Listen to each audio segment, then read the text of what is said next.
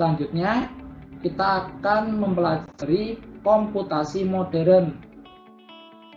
Komputasi modern adalah konsep-konsep sistem yang menerima instruksi-instruksi dan menyimpannya dalam sebuah memori.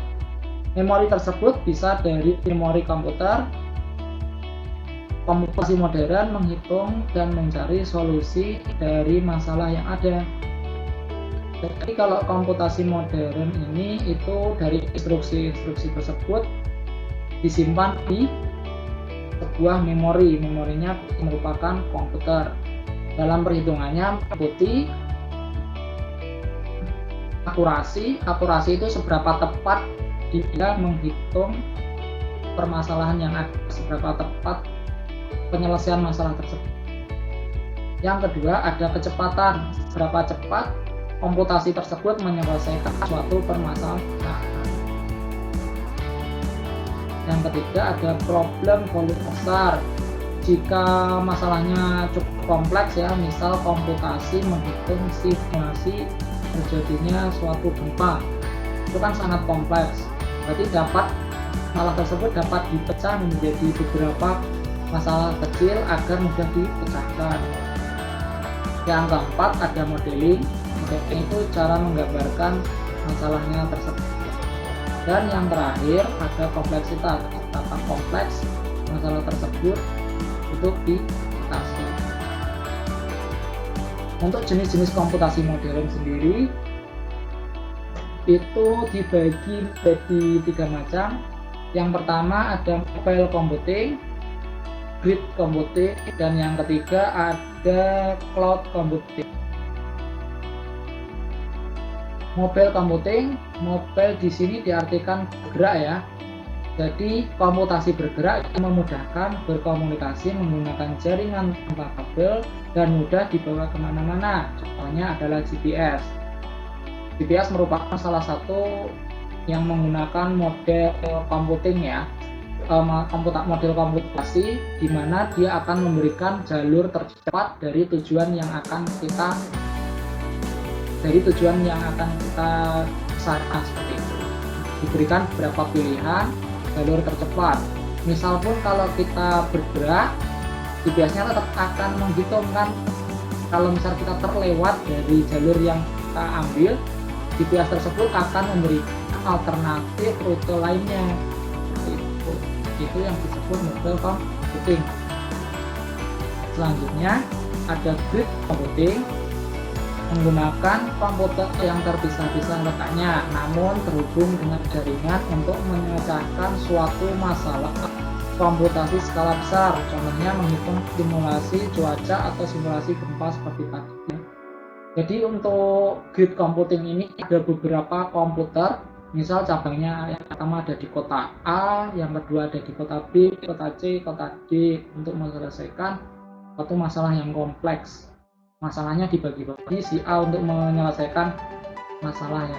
Sebagian masalah B, C, dan D juga dibagi masalah supaya masalah tersebut cepat selesai dengan mudah dan cepat. Yang ketiga yang paling populer ya, cloud computing.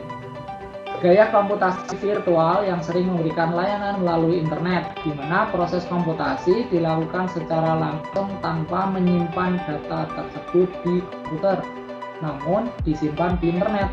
Contohnya adalah layanan dari Google, email, kelas online, web, dan komputer program. Kalau di cloud computing ini kita lebih wajib online ya, karena data yang kita buat itu nanti akan disimpan di internet, bukan tersimpan di komputer kita sendiri. Kalau kita ngupload foto di media sosial kan yang menyimpan internet. Kalau kita mengambil gambar secara langsung atau motret itu kan akan disimpan di memori HP. Nah, layanan dari cloud computing sendiri ada 3. Ada infrastruktur as service atau IaaS, merupakan sebuah layanan cloud yang menyewakan sumber daya teknologi mendasar meliputi media penyimpanan atau storage, processing power, memori, dan sistem operasi. Contohnya Contohnya kayak Google Drive ya, kita menyimpan data-data kita di internet, kelebihannya media penyimpanan atau processing power. Yang kedua ada platform as service, menyediakan teknologi yang siap digunakan oleh user. Penyedia layanan cloud bertanggung jawab untuk membuat platform dengan sistem yang stabil, handal, dan dapat beroperasi dengan sempurna ketika digunakan. Provider cloud juga sebaiknya selalu mengupdate teknologi yang digunakan sehingga dapat mengembangkan aplikasi yang dipakai user. Contohnya Facebook ya atau Instagram, dimana kalau infrastruktur as service tadi kan hanya menyediakan sumber datanya dan media penyimpanannya. Kalau platform itu lebih ke kita daftar ke Facebook, di sana kita bisa membuat akun Facebook kita atau akun Instagram kita ya, seperti itu. Terus untuk yang ketiga ada software as service, memberikan kemudahan bagi para pengguna untuk dapat menjalankan software dari user dengan cara berlangganan. Contohnya Google Apps, ada Google Docs, Spreadsheet, dan lain-lain. Kalau kita menggunakan Microsoft Word di komputer, kita kan harus menginstal Microsoft Office-nya dulu, baru bisa menggunakan Word-nya ya untuk mengetik atau menghitung itu di Excel.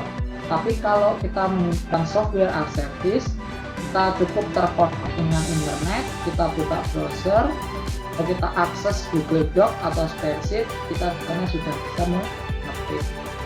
Dan hasil ketikan kita tadi akan tersimpan di internet, bukan di komputer kita. Kalau kita mau menyimpan komputer kita bisa mendownloadnya. Oke, dari ketiga komputasi modern tersebut ada beberapa perbedaan. Untuk mobile computing menggunakan smartphone, lebih ringkas ya kalau menggunakan smartphone. Kalau dia menggunakan smartphone, otomatis tidak memerlukan tempat khusus karena bisa dibawa kemana saja. Prosesnya tergantung kegiatan user.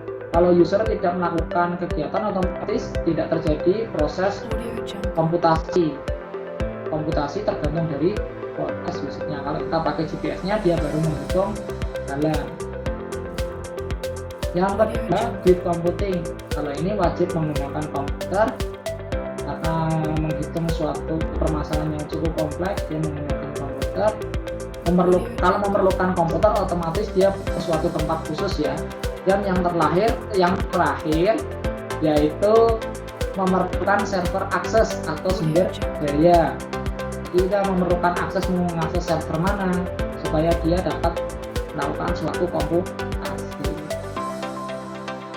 Yang terakhir ada cloud computing, sama seperti computing yang menggunakan komputer dan memerlukan tempat khusus. Bedanya di sini dia memerlukan jaringan internet. Itu dari beberapa perbedaan komputasi modern. Oke, cukup sekian pembelajaran kali ini.